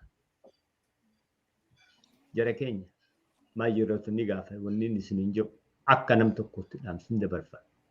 Kana mara kan nu gahe isaan kanatti baxraanse kan akkanatti quubsee miidiyaa Amaaraa qofa biyya san keessatti hayyamanii miidiyaa Oromoo biyya keessa ari'anii joornaalistoota Oromoo hidhatti guuranii dabballee isaanii yoo hin taane biyyaa baasanii kan facaasan. Miidiyaa keellootiif ammaan tana qilleensarraa buusuudhaaf akkuma kaleessaatti akka sagaleen Oromoo hin dhagahamne xiqqaa fi guddaa hunda irra duulanii qabeenya miliyoona qahe baay'een irra facaasanii buusaadhaa jira. Eenyu kan godhaa jiru? Oppiidiyoon nu godhaa jira moo Amaaraatu nu godhaa jira? Kana yoo deebisaa kan ta'an qabsoon keenyatti fufti eenyummaan keenyaa fi dhugaan keenyaas hin baati.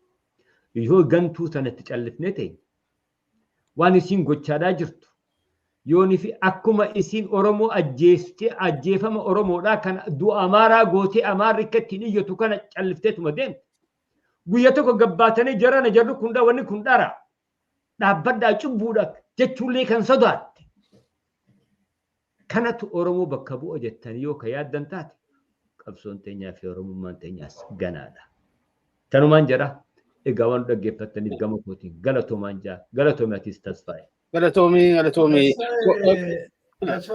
Beeksisaa xinnoo tokko galatoomisuma amma sayyoon jedhe irratti Oromoota naannoo daangaa Amaaraa qubatanii waggaa 3 guutummaaf oltoo irraan citiin buqqa'anii fi keessaayyuu ba'aa Wallaggaa achuma gad deebisee amma dhiyaa Wallaggaatti deemu daangaa Amaaraarra qubatan sana fi gargaarsa namoota kumootaan lakkaa'amanti ijoollee fuudhee maanguddoo fuudhee buqqa'ee manarraa buqqa'ee jira. Bara 3 fi hin dubbatamne akkuma amma Dr. Baaroon jedhe namuu in irraanfatamanii bara dheeraadhaa fi bakka hundumaati baay'eetti garuu kun kan naannoo kanaa waanuma addaati amma kan deemaa jiru. Amma sa'aatii murtaa'e booda asuma keelloo irratti gargaarsi sagantaan gargaarsaa hin ta'a Oromoon kana yaadatee dhaqee waan danda'uun akka inni gargaaru dhaamsa kana dabarsuun barbaada. Oliif duuluun oliif dirmachuun baay'ee barbaachisaadha. Yeroo amma nu keessa jiru kanatti waggaan 3 continuously waggaa 3 buqqa'uun dhiibbaa guddaa, dhiibbaa dinagdee, dhiibbaa hawaasummaa, dhiibbaa jireenyaa guddaa fidee buqqaatii guddaati jira naannoo sanaa irra deddeebinee dubbachuun nu barbaachisu. Kanaafuu namoonni danda'an hundumtuu dhaggeeffatoonni kee akka isaan kanarraa itti hirmaatanii afeeruu barbaada. Sa'aatii murtaa'e booda asuma keelloo irratti waan sana walitti jabeessanii ibsaniin dhufu galatoom. Galatoomis hunduu galatoomaa koomentoota arganne keessaa irra caalaansaa kan walirkaa fuudhanii jedhanu oduu qofa ta'uu hin qabnu dubbachuu qofa ta'uu hin qabu haasa'uu qofa ta'uu hin qabu gochaatti jijjiiruu qabna kan jedhu irra caalaansaa sana keessatti illee tumsaaf tokkummaa uummata Tigraay irraa hubatu barannees gaariidha kanuma amma lafarratti argaa jirru kan jedhudha dhugaadhuma nutillee gama keenyaan. Tasfaa'e namatu gaafatee telefoona keessan please nu barreessaa jedhanii jiranii.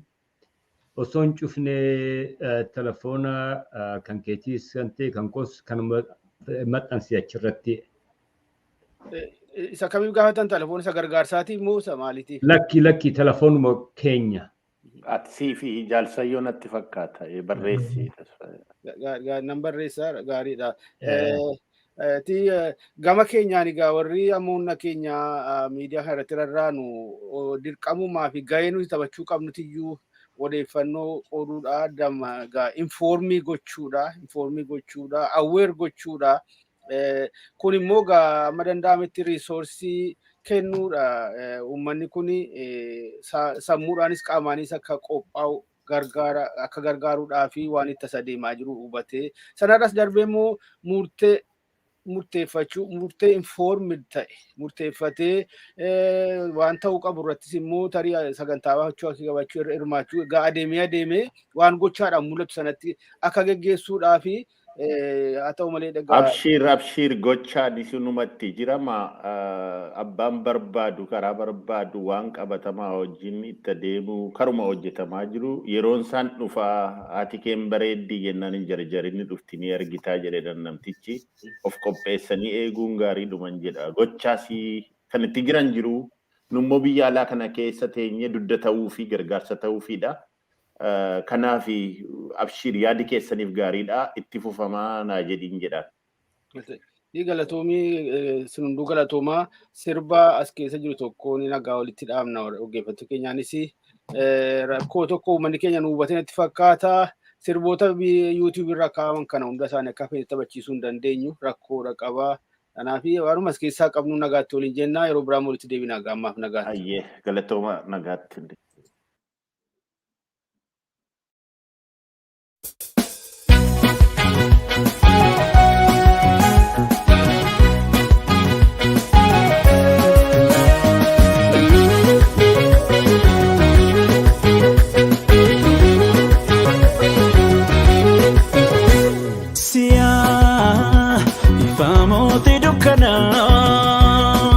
Sona jirenya gammachu kan keessa achi si ana yeroon ulfina kee galchu siyaa bifa mootii dukkana sona jirenya gammachu kan keessa achi si ana yeroon ulfina kee galchu.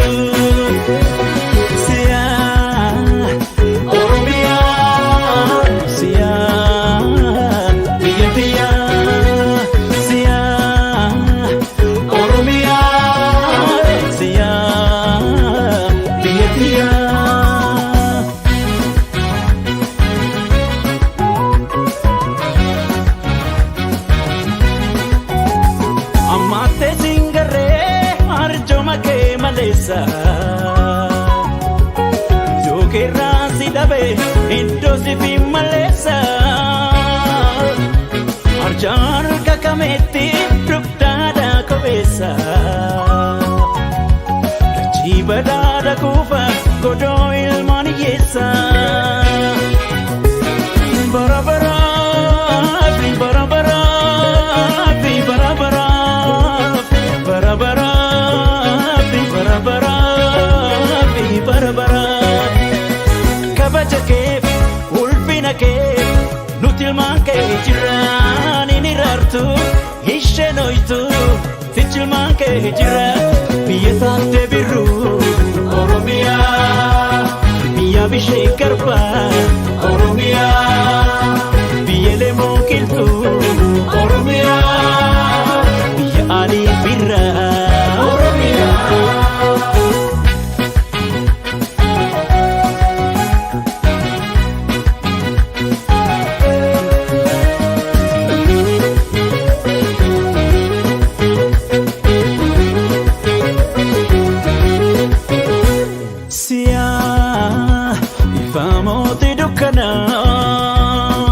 Sona jirenya gammachu kan keessa achi si ana yeroon ulfina kee galchu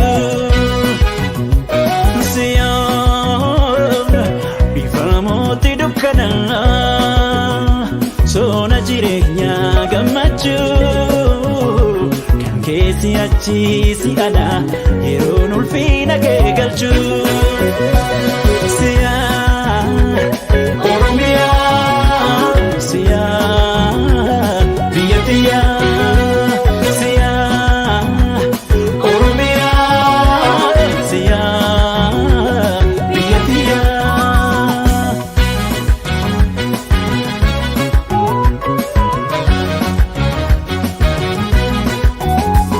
Irregal mesena godamba babile.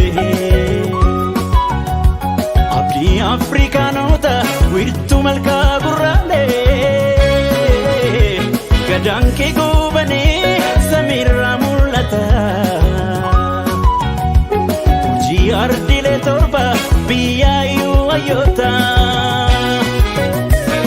barabara barabara barabara barabara barabara barabara kabajake ulfinake nutilmanke jirani nirartu ishenoitu fichilmanke jira yejalle nadi oromia biya ile fida oromia biya bakar ware oromia kanjara bagada oromia biya lage wagi oromia biya jaljatani oromia biya baro tumsa oromia biya charundesa